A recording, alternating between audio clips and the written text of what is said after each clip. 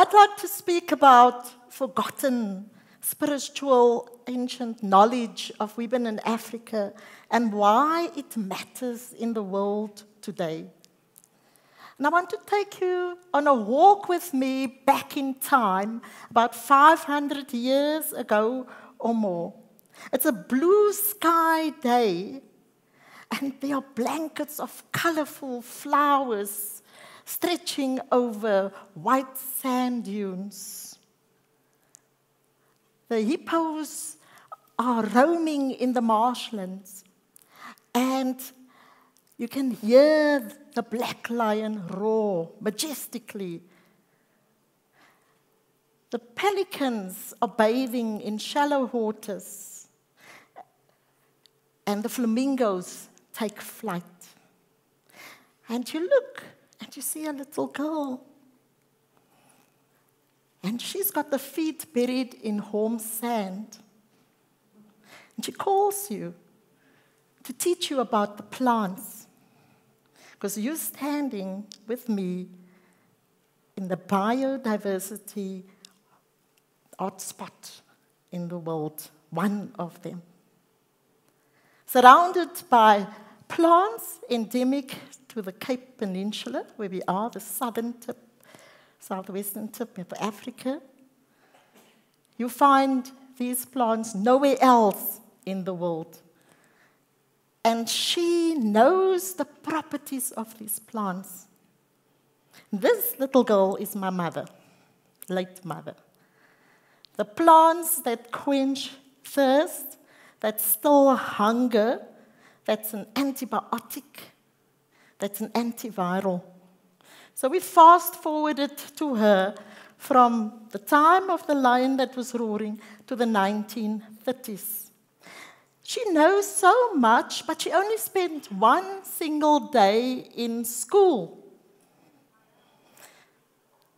And her teacher, very annoyed that she knew so much about landscape and belonging in Africa, and he was so ashamed himself of his own knowledge that he did a mock lynching with her at the school. So we gathered all the children in the school yard around the big tall tree. He put a rope around her neck. And of course, the children screamed and they ran and fled the school. And so did she, never to return. So how did she know so much? You've asked her. Since you were only one day in school. And she said, Osi told me. She points to the totem, this leather pouch. Osi told me. Osi. Now, who is Osi? Sure, many of you know Osi. Osi is the Khoi word for elder sister, ancient bearer of knowledge of deep time in the landscape, of plants, of sky, of water. Osi lives on in many cultures in southern Africa, across frontiers, even though a Khoi word, across frontiers. And she knew in the felt that the knowledge mattered because she could do weather predictions by looking at the face of the moon, by looking at the face of the sun, by looking at the changing colors of the mountain. She could read the time in the sand without a clock and watch and understand the flight of the birds in a particular direction. And when the leopard toads fell from the clouds, she knew that it's the end of the 7 to 8 day August rains, and it would cease, and it's time to sow the seeds. So when she gave birth to me, in the weeks before the leopard toads fell from the sky, but very quickly, that leopard toad is critically endangered today. So quickly. And she also made me a totem, so that one day I may become a professor to study these important knowledges and share this knowledge with the world and with you tonight. But something terrible happened to people with such knowledge, the women we come from. Apartheid, when it was introduced, 1948 onwards, people were forcibly removed. We know that, in the millions. And many of these people, we know, were moved to places called the Cape Flats, the vast, barren land. And that particular area, the Cape Peninsula, the ecosystems were destroyed for thousands of years. The San and Khoi people, as we know, who've settled there thousands of years, they were forcibly removed from the ecosystems that they looked after for so long, that made the black lion roar. And so it was not only people who were removed, but ecosystems were displaced. And the people suffered a terrible loss. And in place of these ecosystems, low-cost housing and flats were built on where food gardens once were and OC's ecosystems were. And today, in such areas, you find of the deadliest gangs. It's gangland. But OC doesn't give up.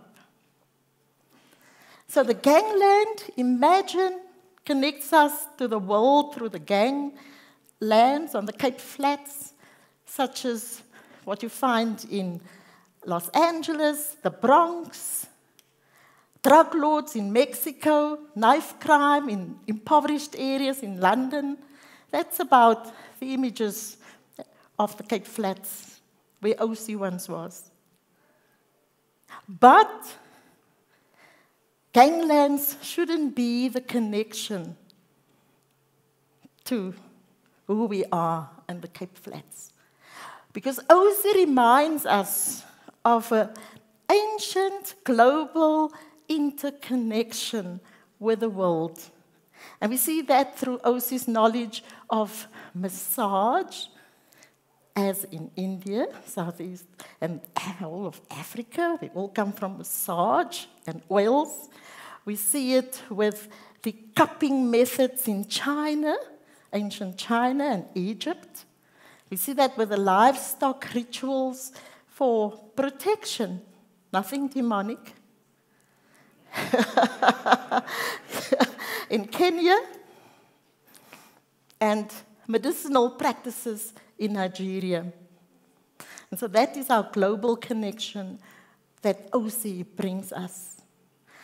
And these massage methods and this knowledge is quite scientific, because now in contemporary times at universities, such as a study by Darmstadt in 2021 that was published about how this massage method actually indicates a knowledge that these women have for centuries about neurology and neonatal development. And so Western science has a kind of tendency to be skeptical of such knowledge and exclude it. And what a loss to the world. And biodiversity is, it's decreasing. Extinction is increasing. Biodiversity is decreasing, and extinction is increasing. And we're all interconnected to the global ecosystems. And if we do not look after these global systems, ecosystems, we are going to be erased ourselves. And that is the danger, because we do not even understand these ecosystems and how they impact on all of us in the world. And so if we watch the bees and we listen deeply to Osi and the totem, maybe the children yet to be born will understand why it is so important to listen with all the senses and watch the bee as it goes from plant to plant and crop to crop in our interconnectedness as equal humans. Thank you.